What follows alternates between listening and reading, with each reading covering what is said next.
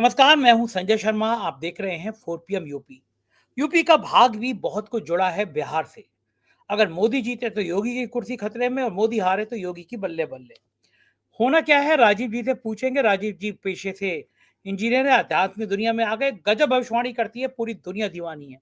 आज उन्होंने बता दिया कि बिहार के चुनाव के अंदर यूथ कैसे राहुल और तेजस्वी का दीवाना है, क्या होने वाला है और नतीजों के बाद कैसे लठ चलने वाले हैं। दिल थाम के पहले 4 पीएम यूपी को सब्सक्राइब करिए, ज्वाइन करिए। चलते हैं राजीव जी के पास। 4 पीएम न्यूज नेटवर्क में स्वागत है राजीव जी आपका। आप जो बातें करते हैं ना, वो दिल दिमाग पे बैठने लगी हैं। मैं एक काम करने जा रहा था, नया काम। फिर मैंने सोचा कि जो मेरी टीम थी, मैंने उससे कहा कि अभी राजीव जी ने कहा है कि मंगल ग्रह बदलेगा, तो मंगल ग्रह के बाद बहुत सारे चेंज होंगे।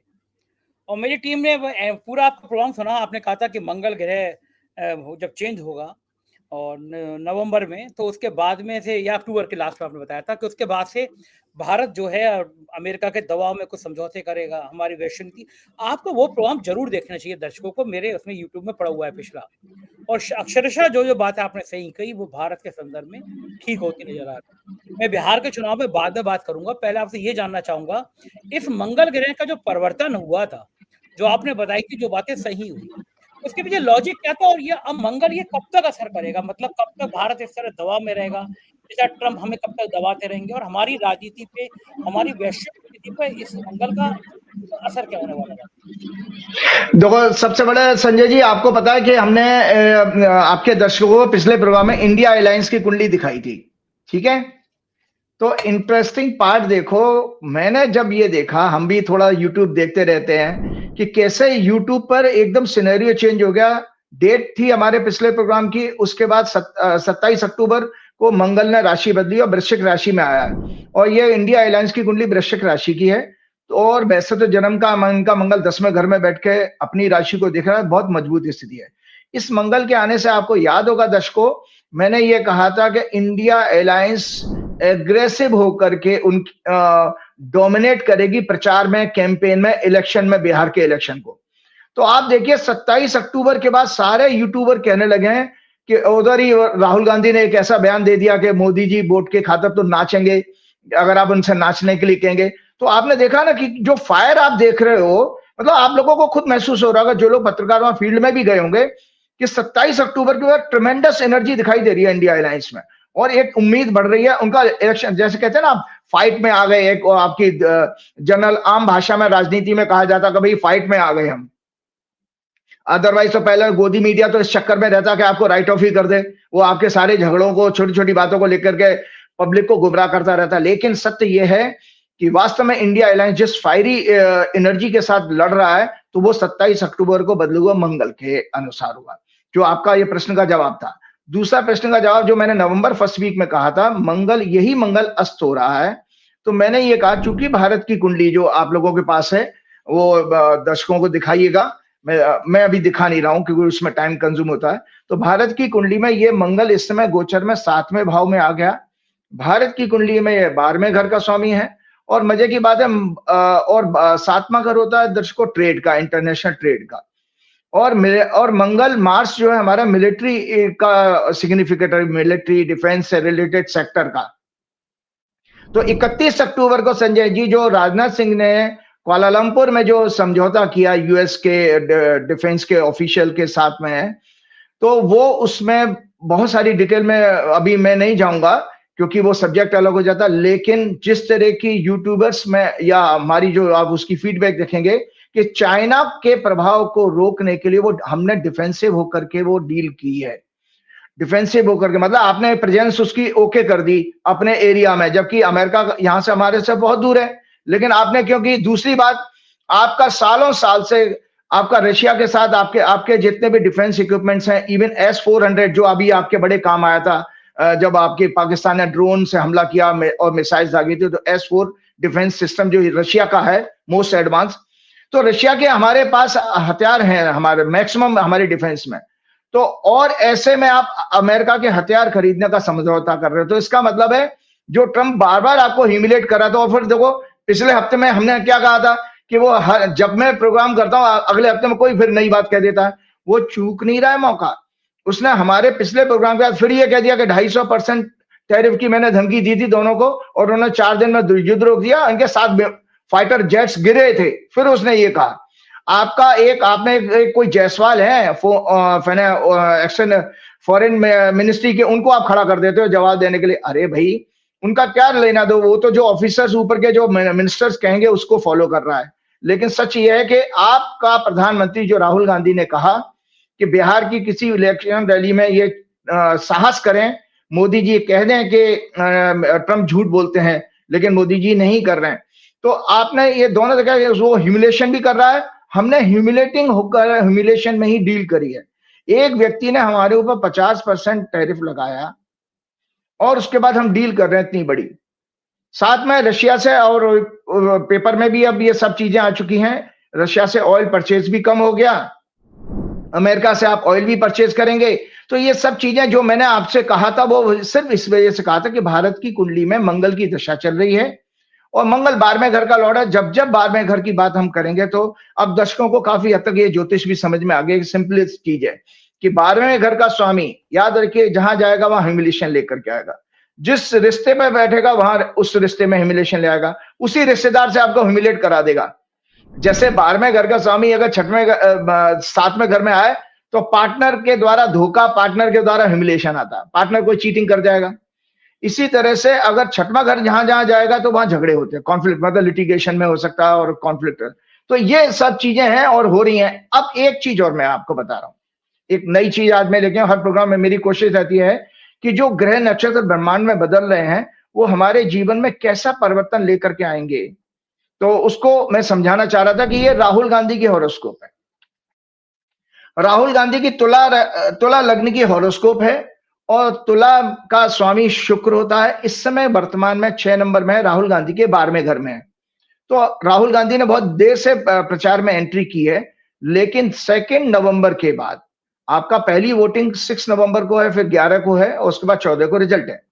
2 नवंबर के बाद राहुल गांधी की इस कुंडली में लग्ने शुक्र का आ जाना राहुल गांधी के लिए बेहतरीन महीना दिखा रहा है, क्योंकि राहुल गांधी की जन्म की कुंडली में दर्शकों 10वें घर में बैठकर राजयोग बना रहा है शुक्र। और उनकी शुक्र की देखो, ये सब बारीकी दूसरे ज्योतिषियों को है ही नहीं, क्योंकि उन्होंने तो माइंडसेट ऐसा बना लिया संजय जी कि राहुल गांधी के लिए बकवास बोलना है, कांग्रेस के लिए बकवास बोलना, विपक्ष की सारी पार्टियों के लिए उनको बकवास बोलना, क्योंकि उनको एक एजेंडा दिया गया। मेरा कोई एजेंडा से मतलब नहीं, मेरी तो राहुल गांधी से एक सेकंड, एक शब्द चलन में आता है जो आपने बताया कि चमचों का, वो कहते हैं गोदी मीडिया। तो अब हम कहेंगे गोदी ज्योतिषी। एक जोशी जो हैं, वो एक तेल बेचने वाले ब्रॉडकास्टर के उसमें बैठे हुए थे। उस तेल बेचने वाले को एनडीटीवी ने अपना एक शो दे दिया, उसका इतना फ्लॉप शो होता है, वो पैसे ले लेके ब्रॉडकास्ट करता है। गोरा है, थोड़ा सा चिकना सा, सॉरी शब्द ये काट देना भैया, सर ये चिकना शब्द काट देना, मेरे मुंह से निकल गया, सर ये काट देना ध्यान से। तो राजीव जी गोरा है, थोड़ा स्मार्ट सा है और शेर व शायरी कर लेता था। तो पत्रकारिता को उसको एबीसीडी नहीं पता, उसके सब संगीत आदि कहते हैं, लेकिन एंकर था, उसको जो लिखा मिल जाता था वो बोल दिया करता था। तो अब आजकल वो पॉडकास्ट कर रहा है, हीरोइन के कर रहा है। एनडीटीवी ने उसको एक प्रोग्राम दे दिया कचहरी नाम से, इतना फ्लॉप शो, मतलब उसके यूट्यूब पे आते 3000 4000 व्यू कचहरी के एनडीटीवी पे। तो मैं उसके यहाँ जोशी आके बैठे, तो बात चलने लगी। तो जोशी बोले कि एक लखनऊ का एक यूट्यूबर है, उस पर एक जोशी आते हैं, वो उस चैनल के इन्वेस्टर हैं। तो मैंने कहा कि सरस्वती जी इनके मुंह पे बैठ जाए कि राजीव जी मुझे भी कुछ थोड़ा धन वन दे दे, इन्वेस्ट कर दे मेरे यहाँ, अभी तो इन्वेस्टर नहीं है। तो फिर वो यूट्यूबर बोला, पॉडकास्टर बोला कि वो 4 PM वाला। तो मुझे लगा कि देश के जितने ज्योतिषी हैं वो आपसे इतनी ईर्ष्या रखने लगे हैं, क्योंकि राजीव जी को अमेरिका में न्यू जर्सी में सुना जा रहा है, अजीत जी ने मेरा नंबर मांगा, उनकी पत्नी ने लंदन में सुना जा रहा है, ऑस्ट्रेलिया में, दुबई में अंतरराष्ट्रीय ख्याति है राजीव जी के प्रोग्राम की। और ये आपके व्यूअरशिप दिखाती है, आपको लाखों व्यूअरशिप आते हैं। फेसबुक पे देखो लाखों लोग आपको देखते हैं, यूट्यूब पे आपको लाखों लोग देखते हैं। तो ज्योतिषियों में भी जलन है कि भाई राजीव जी को एक से एक बड़ा नेता, एक से एक बड़ा चैनल का मालिक किस तरह राजीव जी के आगे पीछे घूम रहा है। कौन, मैं नाम नहीं लूंगा किन नेताओं का, लेकिन जिन नेताओं से मिलने के लिए लोग तरसते हैं, उनकी पार्टी के लोग राजीव जी बुला कर लंच कराते हैं। तो ये जो जलन होती है ना, तो मुझे वो 3 इडियट पिक्चर का डायलॉग याद आता है, मुझसे भी चलते हैं लोग। आज चैनल हम लोग का फिर नंबर 1 है, 2.25 साल से लोग लगातार नंबर 1 है। और नंबर बहुत बहुत बधाई हो आपको। और नंबर 1 और नंबर 2 के बीच में थोड़ा मोड़ा नहीं, सॉरी 12 करोड़ व्यू का अंतर है, मतलब 12 करोड़ बहुत होते हैं। और बहुत होते हैं।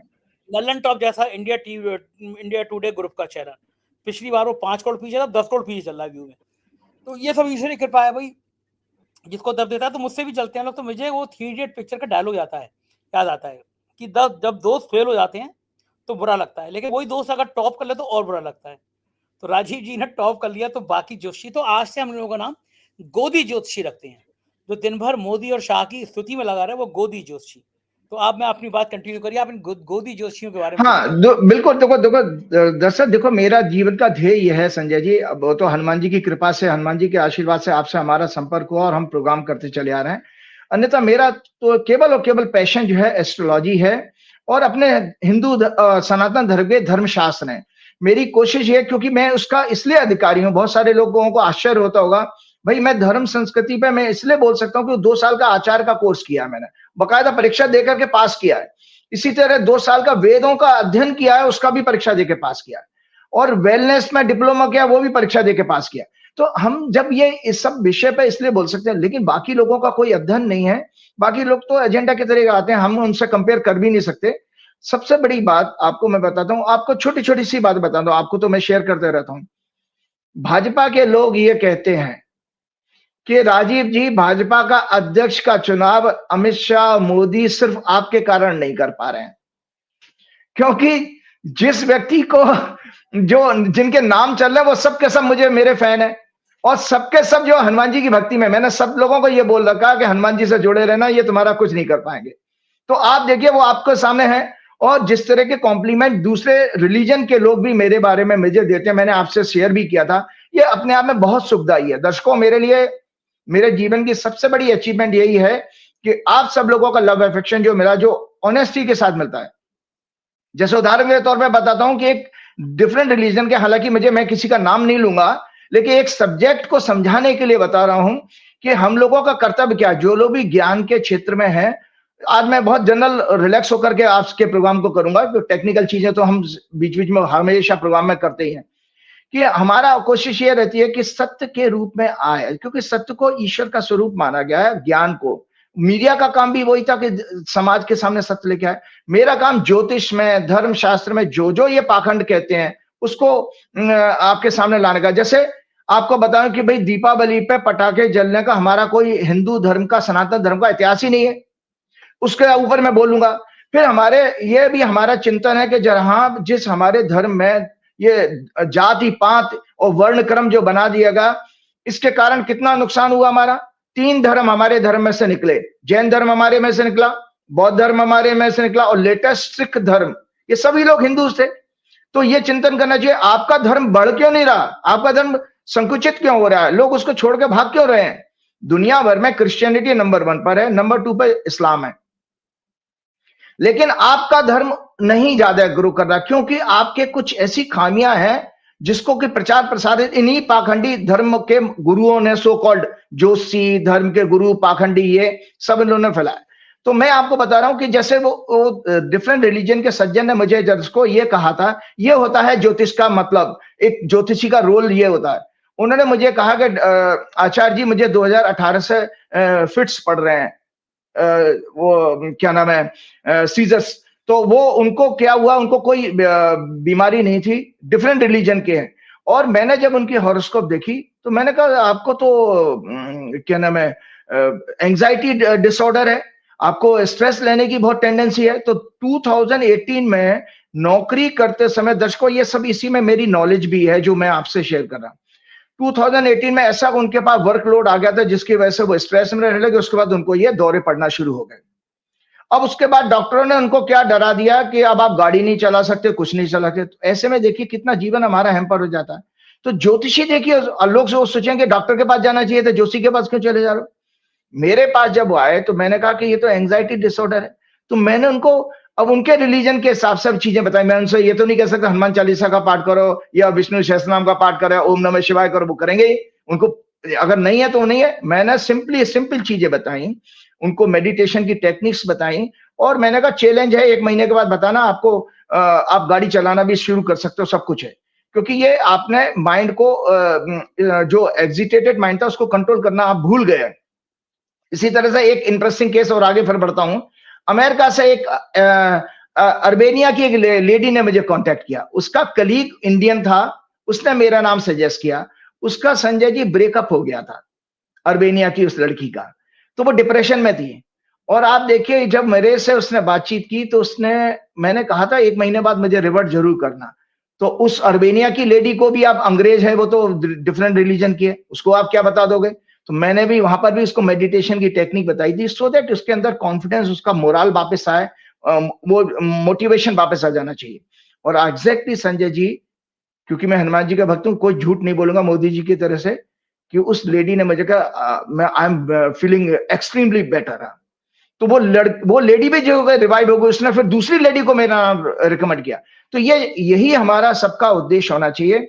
हमारा किसी पार्टी से कोई लेना देना नहीं, हम जीवन में सत्य सामने लेकर के आएंगे। जैसे कि अब आपने देखा है कि हमारे मोदी जी बिहार के चुनाव में वो कह रहे हैं कि राहुल गांधी ने छठ मैया की पूजा कर दी, उनकी बेइज्जती कर दी, फलाना। पहली बात तो दर्शकों को पता है कि छठ पूजा एक ऐसी पूजा है जिसमें कोई ब्राह्मण, कोई आचार्य नहीं होता, सारे सामान्य नागरिक स्वयं करते हैं।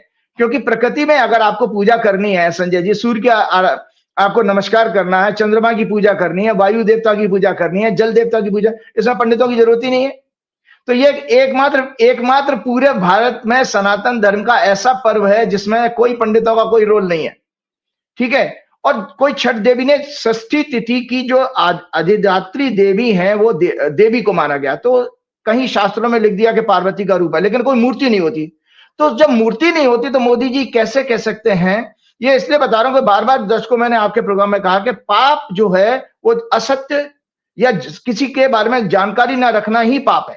तो मोदी जी तो वो लगातार पाप कर रहे हैं और आप लोग उसको बढ़ा रहे हो। तो छठ मैया नाम की कोई मूर्ति नहीं होती, तो अपमान तो हुआ नहीं था। उन्होंने तो सिर्फ ये कहा कि मोदी जी छठ पूजा के नाम पर आपके सामने डांस कर सकते हैं।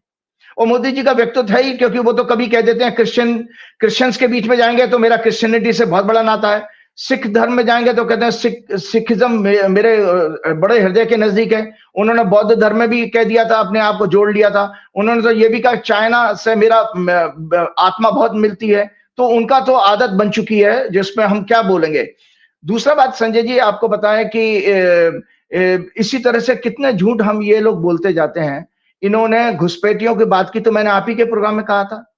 मैंने कहा था कि सच ये है कि यूपीए गवर्नमेंट के टाइम में 80 से 90,000 घुसपैठिए बाहर डिपोर्ट किए गए थे, जबकि मोदी जी के 11 साल के शासन में मात्र 4 से 4,500 लोग किए गए हैं। और उसको बाद भी अभी लेटेस्ट उनका चुनाव की रैली में देख रहे हैं, वो कांग्रेस को कर्ज कर रहे थे कि कांग्रेस के टाइम में टेररिज्म बढ़ा है, आतंकवाद और क्या नाम है घुसपैठिए बढ़ गए, और ये सब वो आपकी बेटी को उठा ले जाएंगे, जाने क्या क्या। वो उनका 75 साल हो चुका है, तो उम्र का तो उनका असर दिखने लगा है। तो अब आप बताइए, आतंकवादी घटना पहलगाम से लेकर पुलवामा से लेकर उरी से लेकर के आपके पार्लियामेंट तक, सब तो इनके वो चीज में हुआ, किसी का कुछ आता पता तो लगता नहीं है। तो संजय जी लगातार ये झूठ बोल रहे हैं, तो ये भी अब एक ज्योतिषी ना होने के नाते, सबसे पहले आप लोगों को पता है, मैं आज हॉरोस्कोप नहीं दिखाऊंगा, आपके स्टूडियो में है, बीजेपी की कुंडली दिखाइएगा। झूठ बोलने का, लोगों को गुमराह करने का, थर्ड हाउस हमारा कम्युनिकेशन का होता है किसी सबकी हॉरोस्कोप में। तीसरा होता है सूचना देने का, कम्युनिकेट करने का। दूसरा घर होता है वाणी की क्वालिटी का, वर्ड्स का, सिलेक्शन ऑफ वर्ड। पांचवा घर होता है बुद्धि का।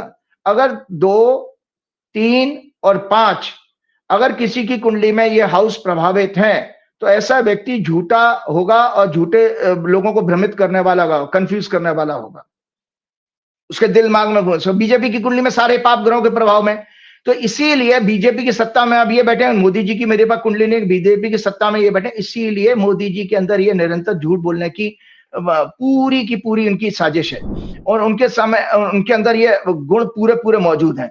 और आपने ये भी देखा, क्या नाम है, जैसे सरदार पटेल के बारे में भी, जो 31 अक्टूबर को, ये मैं बराबर उनके झूठ के बारे में बीजेपी के गुण बता रहा हूं।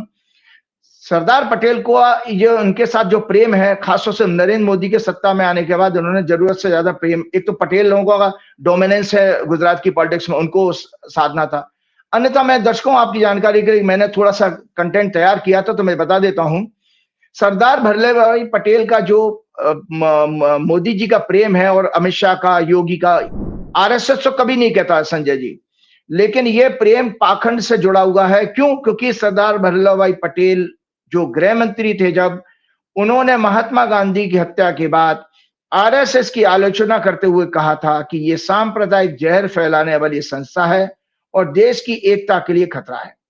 आरएसएस ने महात्मा गांधी की हत्या पर खुशी मनाई, मिठाई बांटी, यही आरएसएस पर बैन लगाने का आधार बना था।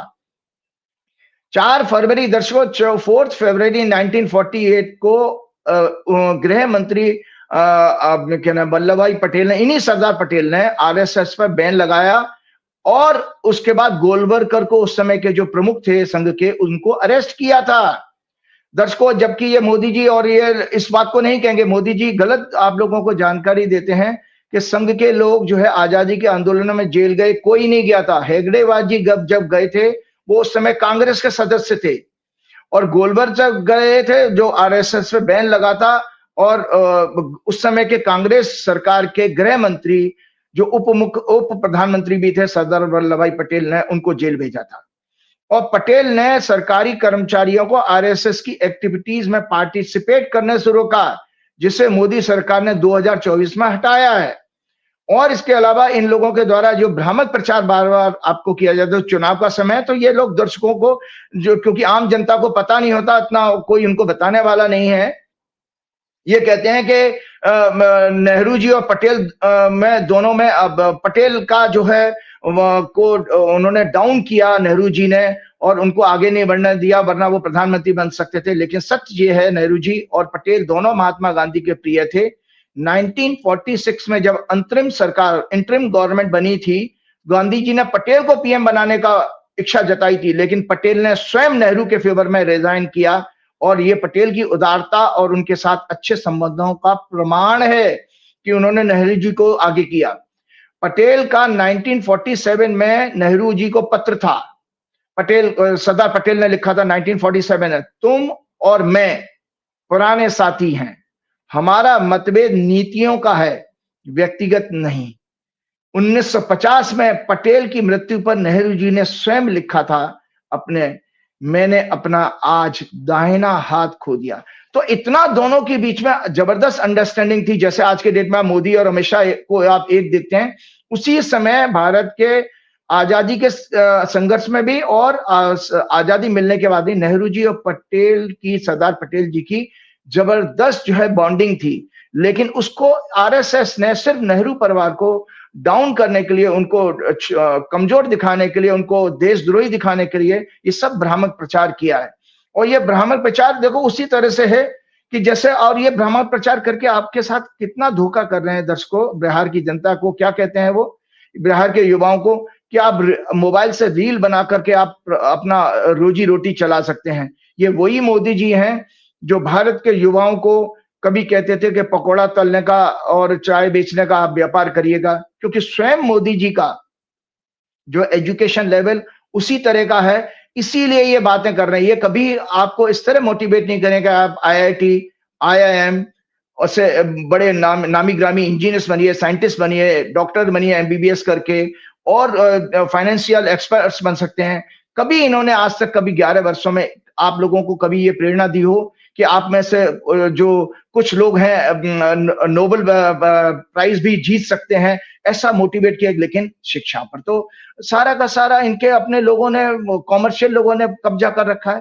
पेपर लीक हो जाते हैं, आप जो तैयारी करते हो, कोचिंग सेंटर इन लोगों के द्वारा चलाए जा रहे हैं, वो पेपर लीक करा देते हैं, फिर आप दोबारा कोचिंग में एडमिशन लेते हो। ये सब कुछ आप देख रहे हो, क्योंकि इसलिए देख रहे हो, ये सब आपके सामने। ने आपको श्रीमद् भागवत एक बार दिखाई थी, मैंने बार बार कहा था, जिस देश का राजा अहंकारी, झूठ बोलने वाला, सदैव निंदा करने वाला, असत्य का आचरण करने वाला, पाखंड का प्रचार करने वाला, कपटी, दूसरों से ईर्ष्या करने वाला, उन्हें नीचा दिखाने वाला हो, ऐसे राजा का समर्थन करने वाली जनता निरंतर कष्ट में रहती है। ये मैं भागवत दिखाते हुए आपको कहा था।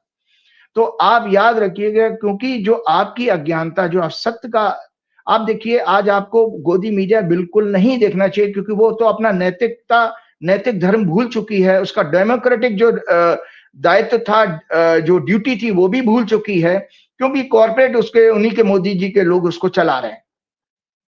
तो हमने बार बार ये कहा कि ये असत्य, और यही सबसे बड़ा पाप है कि हम इस चीज का समर्थन कर रहे हैं।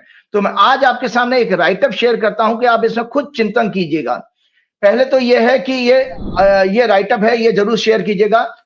वर्तमान में देश की इस हालात के लिए कौन लोग जिम्मेदार हैं? पहले जब देश आजाद हुआ था तब लोग नेशन बिल्डिंग, राष्ट्र निर्माण की भावना से अलग अलग professions, engineer, doctor, scientist, teacher, CA, economist, politician, संत महात्मा, सभी लोग आदि पढ़ाई करके गवर्नमेंट के साथ ज्वाइन होकर देश के डेवलपमेंट में पार्टिसिपेट करते थे। सरकारें भी अपने सिटीजन के लिए दिन रात करके एक एक करके इंस्टीट्यूशंस यानी पब्लिक सेक्टर्स बनाने और उसको चलाने का ध्यान रखती थी। आज भी देश में जो मेक इन इंडिया के नाम पर इन्हीं पब्लिक सेक्टर्स का बहुत बड़ा योगदान है। 1990 के बाद में एक सामाजिक परिवर्तन होता, लिबरलाइजेशन आया के बाद देश के लोगों की मानसिकता गवर्नमेंट पॉलिसीज को स्टडी और एनालाइज करने के बजाय, मतलब सरकार से प्रश्न पूछने के बजाय उसके अंदर अच्छाइयां बुराइयां देखने के बाद एक सेल्फिश कंज्यूमर जैसी बन गई है। सरकार आज आपको हमको सबको कंज्यूमर समझती है, बन गई है, और हम सभी का अपना परिवारों के एसेट्स क्रिएशन पर फोकस बढ़ गया। सरकारों ने भी लोगों की भावनाओं भड़काने के नाम पर अपनी अपनी सत्ता को मजबूत करने का समय समय पर प्रयास किया। इमोशनल सब्जेक्ट जैसे जातिवाद, रिजर्वेशन, हिंदू मुसलमान, मंदिर जैसे सब्जेक्ट्स के द्वारा देश की जनता को उनके वास्तविक मुद्दों से भटकाकर भ्रमित करने का काम किया गया, जिसका परिणाम हुआ ये कि धीरे धीरे समाज का विभाजन होना शुरू हो गया। लोग अंधभक्त और विवेकहीन होने लगे। एक विशेष विचारधारा के राष्ट्र निर्माण, वैज्ञानिक समझ और नॉलेज पर ध्यान नहीं दिया गया। गवर्नमेंट की पॉलिसीज पर प्रश्न करना हम लोगों ने बंद कर दिया।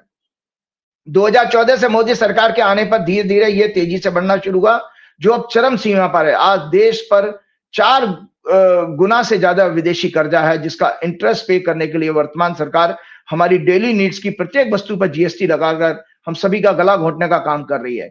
आज कॉमन मैन की हालत यह है कि वह वो कंज्यूमर में भी नहीं रहा। रोजगार, व्यापार ठप होने से बहुत सी जरूरतों की चीजें, बच्चों की पढ़ाई, शादी विवाह के खर्चों को पूरा करने के लिए अपने जेवरात बेचकर कर्जा ले रहा है। पैसा कम होने से मार्केट में डिमांड कम होती जा रही है। हम सरकार के लिए केवल डेटा साइंस का एक डेटा बन के रह गए हैं। पब्लिक सेक्टर खत्म किए गए हैं और इन्हें प्राइवेट कॉर्पोरेट के हाथ में सौंप दिया गया है। डोनाल्ड ट्रंप के टैरिफ पनिशमेंट के बाद एक्सपोर्ट कमजोर होने से अनएम्प्लॉयमेंट और इकोनॉमी के लिए आने वाला समय और ज्यादा, वर्तमान समय और आने वाला समय और ज्यादा कष्टकारी हो रहा है। हमारा पूरा कॉर्पोरेट वर्ल्ड ज्यादातर ग्रीडी है और ग्रीड पर काम करता है। उसका नेशन बिल्डिंग और साइंटिफिक ग्रोथ में कोई योगदान नहीं है। शिक्षा के क्षेत्र में भी हमारे कॉर्पोरेट का कोई योगदान नहीं है।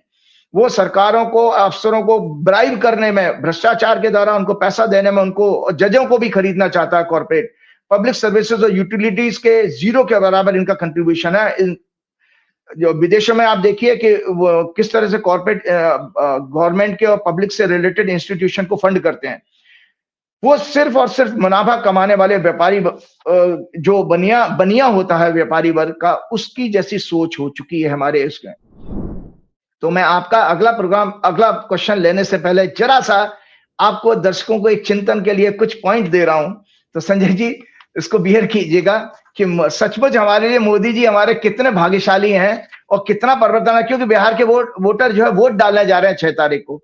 मैं चाहता हूं, ये सब मैं हिंदी में ही बोल रहा हूं, और मैं चाहता हूं कि देखो, मेरा काम आप लोगों को सिर्फ चेतना, आपकी जागृति के लिए मैं सारा काम कर रहा हूं। मेरा ऐसा उद्देश्य नहीं है। 26 मई 2014 को जब दिल्ली में ओथ ली थी मोदी जी ने, तब 3 दिन बाद दिल्ली में आए तूफान से 100 से ज्यादा पेड़ उखड़े, 6 लोगों की डेथ हुई। एनसीआर में टोटल 9। इसके बाद जून फर्स्ट वीक में एक कार दुर्घटना में अचानक कैबिनेट मिनिस्टर गोपीनाथ मुंडे की डेथ हो गई। अर्थात इनके दिल्ली में आते ही भाजपा के केंद्रीय कार्यालय में एक डेड बॉडी आई थी। नेचर ने देशवासियों को उसी समय, प्रकृति ने उसी समय देशवासियों को चेतावनी दे दी थी। तूफान और पेड़ गिरना हमारा मंडेन एस्ट्रोलॉजी के अनुसार, संजय जी, प्राकृतिक प्रकोप का मतलब आने वाले राजा का संकेत बताया जाता। अगर जैसे कोई भी, अगर आपकी बिल्डिंग गिर जाए या गाड़ी की दुर्घटना हो जाए, आप कोई काम करने जा रहे हैं, कोई एसेट मकान खरीदा है, तो माना जाता है कि अशुभता उसमें आने वाली है।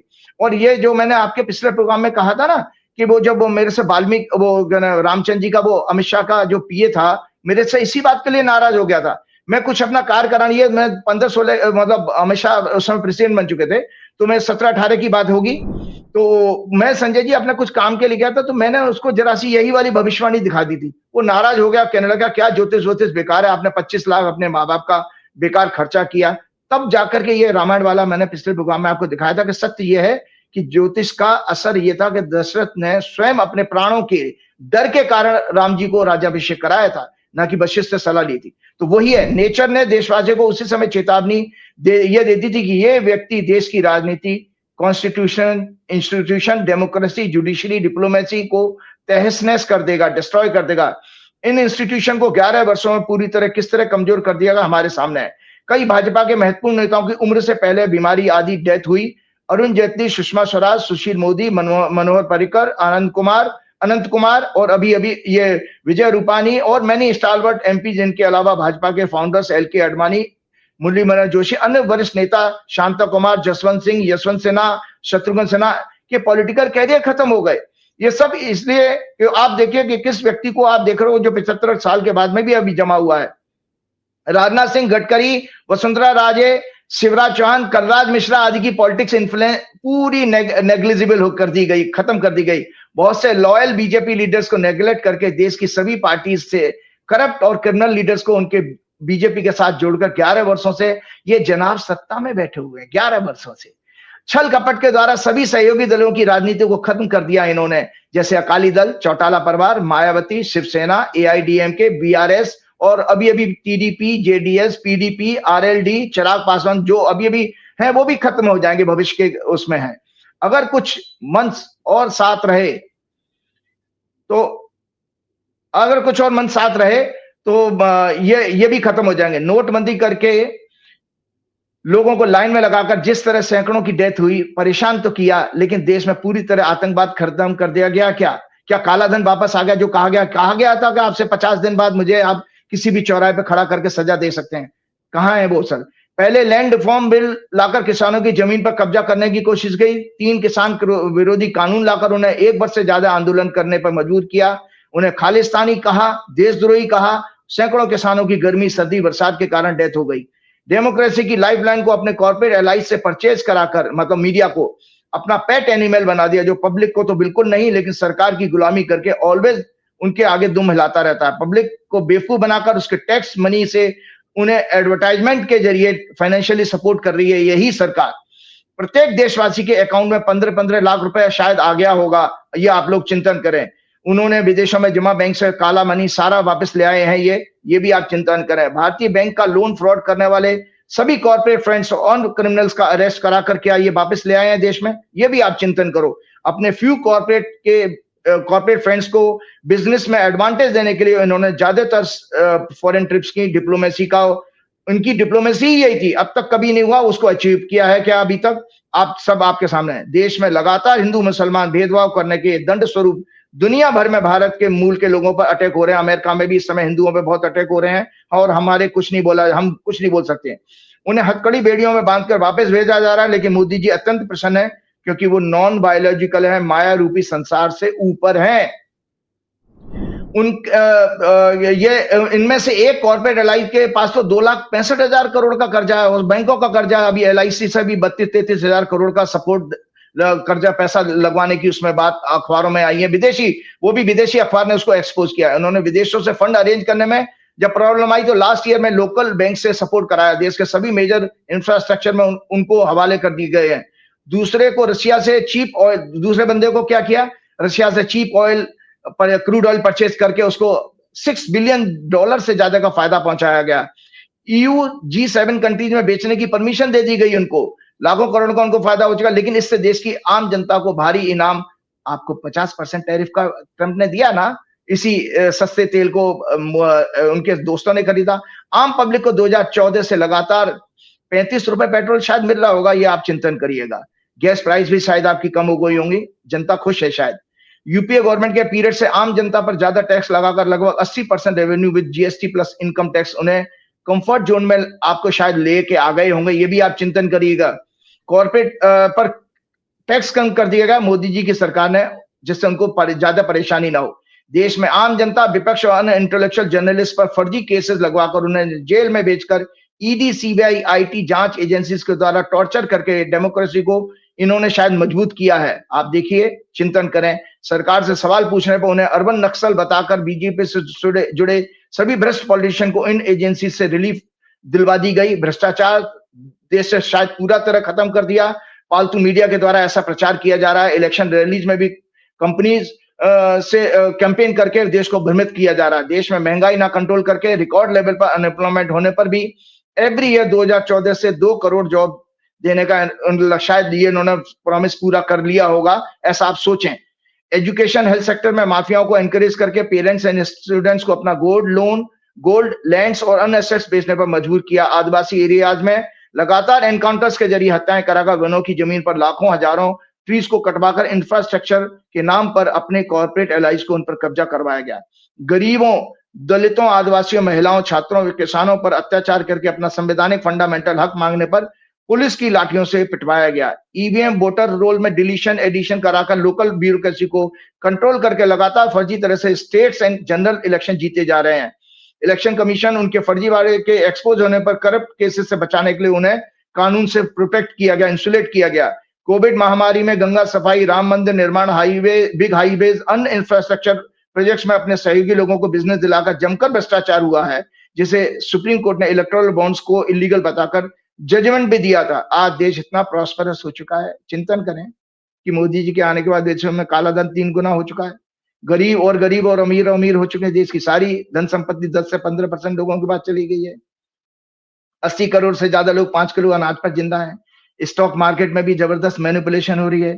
तो ये सब चीजें मैंने आज इसलिए बताई कि ये आपके सामने इस तरह के नेता हैं और हम उनको झेल रहे हैं क्योंकि ये हमारे जो है पिछले जन्म के ये जो है कष्ट हैं जो हमारे सामने आ रहे हैं। अब चलिए हम इनको नहीं कर सकते, ये जनता को ही चिंतन करना। तो संजय जी 6 तारीख को जो वोटिंग हो रही है, तो हमने देखा भाई, हमने आपको पास जब बिहार स्टेट की हॉरोस्कोप है और ये बिहार स्टेट की हॉरोस्कोप है। इसके अलावा हमारे ये इस तरह का मेथोडोलॉजी है जो दूसरे ज्योतिषी तो नहीं करेंगे, लेकिन मैं अपना कर्म करूंगा कि भाई किसी इलेक्शन जैसी चीज को जब हमारे पास डेटा इनकम्प्लीट हो, हमारे पास कैंडिडेट्स की कुंडली नहीं है, हमारे पास तेजस्वी की नहीं है, आरजेडी की नहीं है, लेकिन हमारे पास कांग्रेस की है, इंडिया अलायंस की है।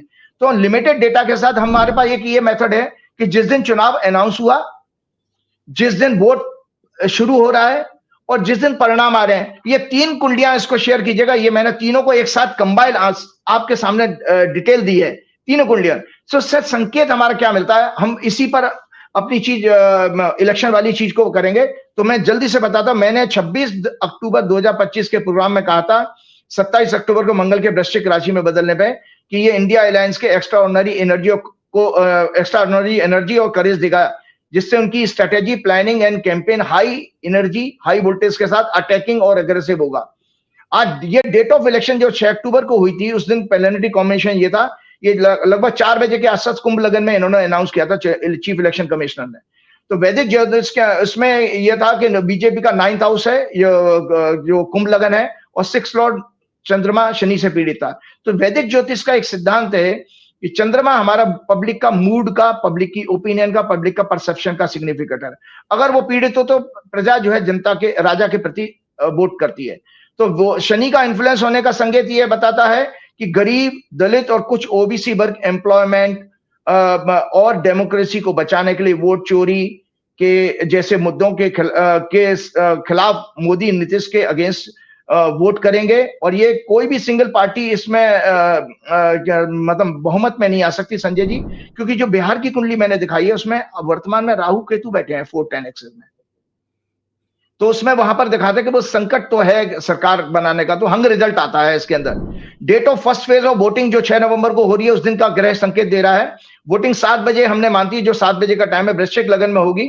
लग्नेश मंगल का लग्न में बुध के साथ होना ये संकेत देता है जेन जी यानी यूथ जम करके इंडिया अलायंस के फेवर में वोट करेगा। इसीलिए हम पिछले 2-3 दिन से देख रहे हैं लगातार कि राहुल गांधी और तेजस्वी जबरदस्त पॉपुलर हैं, और शायद 1 करोड़ से ज्यादा वोटर है यूथ वहां पर, नया वोटर जो बना है। ये नया वोटर टोटल शिफ्ट होगा बीजेपी का। महिलाओं का वोट जरूर बीजेपी को मिलेगा 2 नवंबर से, क्योंकि शुक्र जो है मतलब इनके एनडीए अलायंस को शुक्र जो है अपनी राशि में आ रहा है असली। अब date of announcement of results को भी मैंने दिखा, तो असली मून सूर्य के साथ नक्षत्र में है, सूर्य नीच का अपमान के, ये वोटिंग के दिन मून सूर्य के साथ नक्षत्र में, सूर्य के नक्षत्र में है, और सूर्य नीच का अपमान के 12वें भाव में है। साथ ही ये 10वां घर का स्वामी भी है इस कुंडली का, जो वृश्चिक लगन की बनी है। अतः वोटिंग का पैटर्न लास्ट रूलिंग गवर्नमेंट के अगेंस्ट होगा। ये मैंने 6 नवंबर की कुंडली बना करके भी देखा। अब आता हूं 14 नवंबर की कुंडली, जिस दिन परिणाम आता है। पब्लिक ओपिनियन का सिग्निफिकेटर मून उस दिन राहु केतु से पीड़ित है। बीजेपी की मून चंद्रमा की महादशा चली, जिसकी महादशा चल रही है तो उसी को प्रभाव ज्यादा मिलता है। ये संकेत जो ज्योतिष का सिद्धांत है। अंतर्दशा चले, अतः इलेक्शन रिजल्ट इनको सेटबैक देने वाले होंगे, क्योंकि चंद्रमा पीड़ित है 14 तारीख को। और बीजेपी की सीट्स कम होंगी, लेकिन चंद्रमा का राहु केतु से एफ्लेक्ट होने का क्या संकेत दिख रहा है वो आपके लिए और प्रेडिक्ट कर देता हूं। लोकल ब्यूरोक्रेसी काउंटिंग के समय और रिजल्ट्स के समय अनाउंसमेंट में मैनिपुलेशन करने का अवश्य प्रयास करेगी।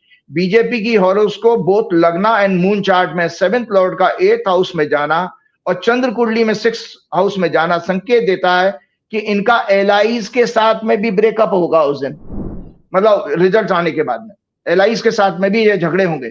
तो इस तरह से करके हमने ये किए। लेकिन अब सबसे बड़ी बात जो अक्सर मैं एक प्रोग्राम में लेता हूं, 5-10 मिनट और आपके लूंगा ज्यादा से ज्यादा। 5 तारीख को हमारे गुरु नानक देव की कार्तिक मास की पूर्णिमा को गुरु नानक देव का जन्म हुआ था, और उनके जन्म को उस दिन देव दिवाली भी मनाई जाती है। कार्तिक मास की पूर्णिमा को, एक दिवाली हम लोग मनाते हैं अमावस्या को, लेकिन कार्तिक मास की पूर्णिमा को देवता लोग दिवाली मनाते हैं। तो उस दिन गुरु नानक देव जैसे महान संत का, एक योगी का भारतवर्ष में जन्म होता। उस समय तो अखंड भारत था हमारा, पाकिस्तान में आज के डेट में तो उनका जन्म स्थान पाकिस्तान में है, ननकाना साहिब। तो उनका जन्म हुआ था, तो वो उसको जो हमारे सिख धर्म के लोग जो हैं वो प्रकाश पर्व के रूप में मनाते हैं, प्रकाश पर्व के रूप में। तो प्रकाश को, क्योंकि मैंने आपको बार बार ये कहा कि जो ईश्वर, वेदों के अनुसार ईश्वर के 5 संकेत मिलते हैं हमको, उसमें है ज्ञान, सत्य, प्रकाश, चेतना और आनंद।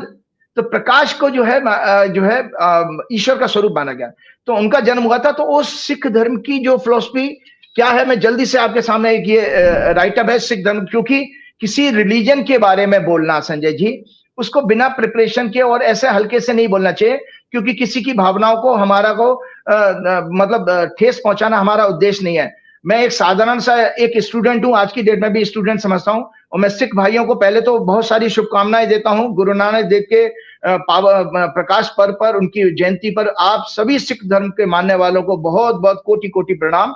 तो मैं ये शुरू करता हूं। Sikhism was founded in the late 15th century by Guru Nanak Dev ji. उनका पीरियड था 1469 टू 1539 CE। इन 1499 में सुल्तानपुर लोधी, आफ्टर ये फॉर्म हुआ था। After a divine experience he preached the message of एक ओमकार, ए वन गॉड। वो उन्होंने कहा था एक ओंकार, मतलब एक ही ईश्वर है, एंड एम्फसाइज्ड ऑन भक्ति, समानता, equality and service. It is an independent मोनोस्टिक religion, जो एक ईश्वरवादी है, जो जाति, वर्ण और मूर्ति पूजा को रिजेक्ट करता है। ये इसीलिए अलग होता है कि कुछ हमारे धर्म में जो सनातन धर्म में जिस तरह की खामियां हैं, उनको चिंतन के साथ दूर किया जा सकता है। किसी एक व्यक्ति विशेष का तो शक्ति नहीं है उसको दूर करने की। तो उसके कारण ये अलग हुआ कि जाति, वर्ण और मूर्ति पूजा को रिजेक्ट करके उन्होंने एक ऐसी फिलॉसफी दी। तो उसमें 10 गुरु हुए। Sikhism has 10 human gurus who developed the faith. After the last guru, the guru Granth Sahib was declared the eternal guru. 11वां गुरु जो है वो अल्टीमेटली गुरु ग्रंथ साहिब को बना दिया गया। सो गुरु नानक देव जी का पीरियड रहा 1469 से 1539।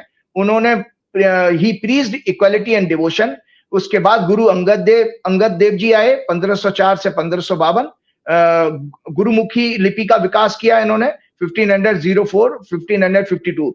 उसके बाद गुरु अमरदास जी 1479 से 1574 स्टार्टेड द लंगर ट्रेडिशन, जो सामूहिक किचन होती है, भोजन कराना, अपोज कास्ट डिस्क्रिमिनेशन। इन्होंने भी इस फिलॉसफी को आगे बढ़ाया। गुरु रामदास जी आए 1534 से 1589, founded the city of Amritsar. Ramdas ji ने अमृतसर की स्थापना की थी। गुरु अर्जन देव जी आए 1563 से 1606 को। इन्होंने हरमंदिर साहिब का निर्माण कराया गोल्डन टेम्पल में, और आदि ग्रंथ का कंपाइलेशन भी किया था। गुरु हरगोविंद जी आए 1595 1644 तक। Introduce the concept of Miri Piri temporal and spiritual authority built, और उन्होंने अकाल तख्त का निर्माण किया। उसके बाद गुरु हर राय जी आए 1630 टू 1661, जो इन्होंने फोकस किया एनवायरमेंटल कंजर्वेशन एंड मेडिसिन पर। उसके बाद 8वें गुरु जी आए, Guru Harkishan ji 1656 to 1664, child guru emphasise on service. 9वें गुरु आए Guru Tegh Bahadur ji 1621 to 1675, martyred for religious freedom. इसके बाद 10वें गुरु Guru Gobind Singh ji 1666 to 1708, founded the Khalsa Panth. उन्होंने 1699 में बैसाखी के दिन declared Guru Granth Sahib as eternal Guru. 11th Guru Shri Guru Granth Sahib, the holy scripture containing the teachings of gurus, saints and devotees. Social philosophy इस धर्म की यह है, social foundation rest on equality, service and justice. उनकी जो 6 इसके मतलब कॉन्स्टिट्यूएंट्स हैं सोशल फिलॉसफी के, Vand Chhako, earn honesty and share, English में है Kirat Karo, Vand Chhako Naam Japo, langar free community kitchen for all, eliminating caste and class barriers, seva selfless service, voluntary labour in the community, equality no high और low, women are equal to man, न्याय और संघर्ष 6, अन्याय के खिलाफ खड़े होकर धर्म युद्ध केवल डिफेंसिवली। और 6वां Khalsa, Guru Gobind Singh ji created the warrior saint community in 1699 with the 5 Ks। 5 Ks क्या थे? केश, कंघा, कड़ा, कृपाण, कछेरा। तो ये इन्होंने इसलिए किया, जैसे हमारे सनातन धर्म में शंकराचार्य ने अखाड़े बनाए थे धर्म की रक्षा करने का, इसी पैटर्न पर खालसा की स्थापना हुई। स्पिरिचुअल फिलॉसफी इस धर्म की Sikhism centres on monotheism, devotion and self realisation. Ek Onkar, one formless all pervading परमात्मा, एक ओंकार सतनाम, नाम जपना, रिमेम्बरेंस ऑफ ईश्वर through meditation and hymn singing for liberation, माया का त्याग, लेट गो ईगो, हम सत्य और सत्य में मर्ज हो जाना, ईगो को छोड़ना और सत्य में मर्ज हो जाना, कर्मा और rebirth, liberation through good deeds and guru's grace. 3 pillars हैं इस धर्म के, नाम जपो, रिमेम्बरेंस ऑफ ईश्वर, कीरत करो, अर्न ऑनेस्टली, बंद छको, शेयर विद अदर्स, मोक्ष ईश्वर से एक हो जाना, नरक स्वर्ग इनके आस्था में कोई मान्यता नहीं है, बल्कि freedom from the cycle of birth को फोकस किया जाता है। गुरु का महत्व, गुरु के बिना मोक्ष पॉसिबल नहीं है। गुरु Granth Sahib is the final guide. Sikh धर्म हमें सादगी, साहस और आध्यात्मिकता का संदेश देता है, जो आज भी सामाजिक सुधार और मानवता की सेवा में जीवंत है। Sikhism promotes simplicity, courage and spirituality and remains vibrant today in social reform and service to the humanity। Sikh धर्म का, सिख का शब्द आपका अर्थ पता है आपको? शाब्दिक अर्थ क्या सिख का? सिख शब्द बना है सीखने से, अर्थात शिष्य। सिख शब्द का अर्थ है सीखना, अर्थात शिष्य। गुरु तो थे ही उनके, और विश्व में लगभग 2.5 से 3 करोड़ के आसपास सिख धर्म के मानने वाले लोग पूरी दुनिया भर में फैले हुए हैं। श्री गुरु नानक देव के जन्मोत्सव को प्रकाश पर्व भी कहा जाता है, क्योंकि वेदों के अनुसार ज्ञान, सत्य, प्रकाश, आनंद और चेतना परमात्मा के स्वरूप हैं, मतलब तत्व हैं। ज्ञान प्राप्त होने के बाद ही अज्ञानता, इग्नोरेंस का अंधकार दूर होता है और आत्मा का स्वरूप उसके बाद व्यक्तित्व प्रकाश में होने लगता है। इसीलिए वेद की ये प्रार्थना सभी काल और युग में चेतना जागृत करने के लिए अति आवश्यक है, ये वेद की प्रार्थना। इसके साथ समाप्त करेंगे। ओम अस्तो मा सद्गमय, तमसो मा ज्योतिर्गमय, मृत्योर्मा अमृतम गमय। ओम शांति, ओम शांति, ओम शांति। हे ईश्वर, इसका अर्थ दर्शकों के पास जाएगा। हे ईश्वर, मुझे अज्ञान, मिथ्या मतलब फाल्सुड, फेक नैरेटिव, प्रोपेगेंडा और भौतिक संसार के भ्रम यानी इल्यूजन से निकालकर सत्य, यथार्थ और आध्यात्मिक सत्य की ओर ले जाएं, मृत्यु से अमरता अर्थात आत्मज्ञान की ओर ले जाएं। It is a call for divine guidance to achieve the ultimate goal of life and unity with supreme consciousness. इसीलिए मैं हमेशा बार में अपनी प्रार्थना में हनुमान जी की वो चौपाई हर प्रोग्राम को समाप्त करते समय लेता हूं, क्योंकि मैं भी यही प्रार्थना कर रहा हूं कि श्री गुरु चरण सरोज, गुरु के चरण की रज से मैं अपने मन रूपी दर्पण को साफ करूं, अज्ञानता को दूर करना। श्री गुरु चरण सरोज रज निज मन मुकुर सुधार, वर्णो रघुवर विमल जसु जो दायक फलचार, बुद्धिहीन तनु जान के सुमिरो पवन कुमार, बल बुद्धि विद्या देव मोह हरऊ कलेश का। जय श्री राम, जय हनुमान। बहुत बहुत जय शुक्रिया पराशर। राजीव जी, बहुत बहुत शुक्रिया। ये थे राजीव नारायण जी, पूरी बातचीत आपने सुनी, मुझको यकीन है बातचीत पसंद आई होगी। प्यार भरा कमेंट जरूर करिएगा। शुक्रिया, थैंक यू।